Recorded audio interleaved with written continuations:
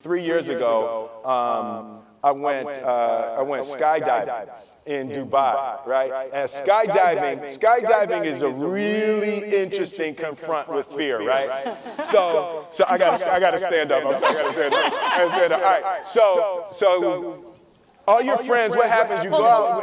Oh, sorry. I dropped my thing. So what happens is you go out the night before, and you take a drink with your friends, and somebody says, "Yeah, we should go skydiving tomorrow." And you go, "Yeah, we'll go skydiving tomorrow." Yeah. And you go, "Yeah." And everybody goes, "Yeah." Right? And you go home by yourself. You're like, Right? You're like, well, I mean, they was drunk too. Right, so maybe they not, I mean, we don't have to go, we don't have to do it.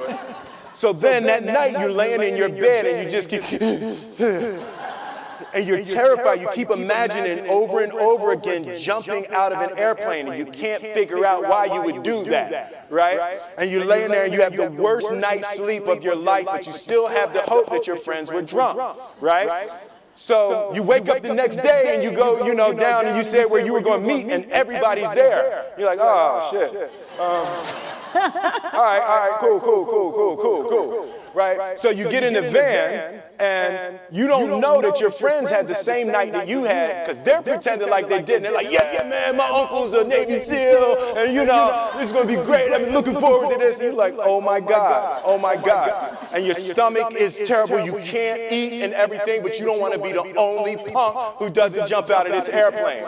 So you get there and then you have this safety brief and you're standing there and the guys will tell you, well, if the chute doesn't open, what's going to happen is you're doing, well, why the hell, what could happen? That the chute wouldn't open, right? So you do a thing, and what you do is your first jump, you're attached to a guy who is going, he's going to walk you out. So you go, and you get there, and there's an airplane, and nobody's stopping. Everybody's still going. So you get onto the airplane, and you're sitting there, and it's extra because you're sitting on some dude's lap, some stranger.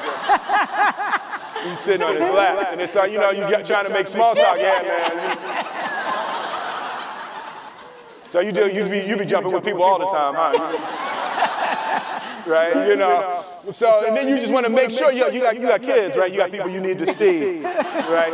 You just want to make sure he's serious, right? So you get in there, so everything's normal. So you fly and you go up to 14,000 feet, and you notice there's a light. It's red and it's yellow and green, right? So right now the light's red. So then you start thinking at some point the light's going to go green because you don't know what's going to happen, right? And you wait and it goes yellow and the light goes green and somebody opens the door, and in that moment you realize you've never been in a freaking airplane with the door open.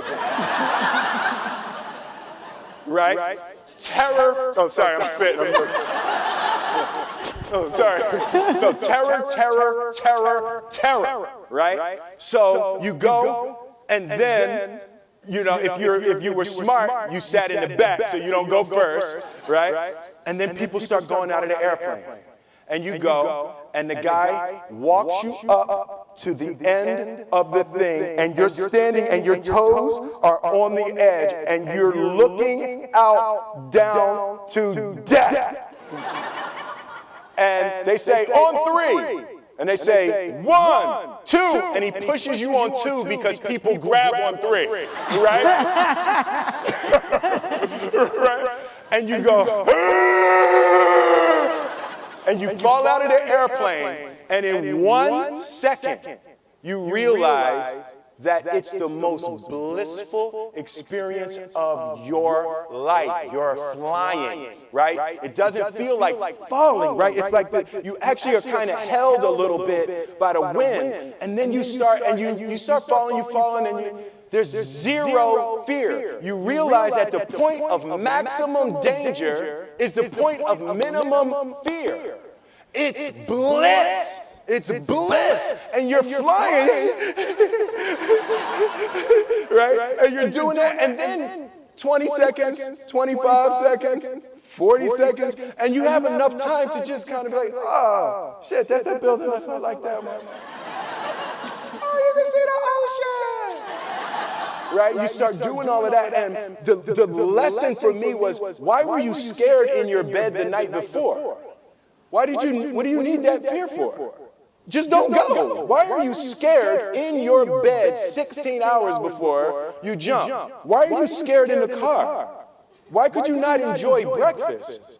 What did you need that? The fear is fear of what? You're nowhere even near the airplane. Everything up to the stepping out, there's actually no reason to be scared. It only just ruins your day.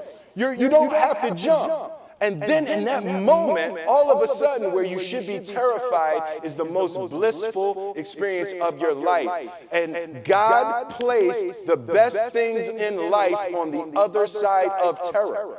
On the other side of your maximum fear are all of the best things in life.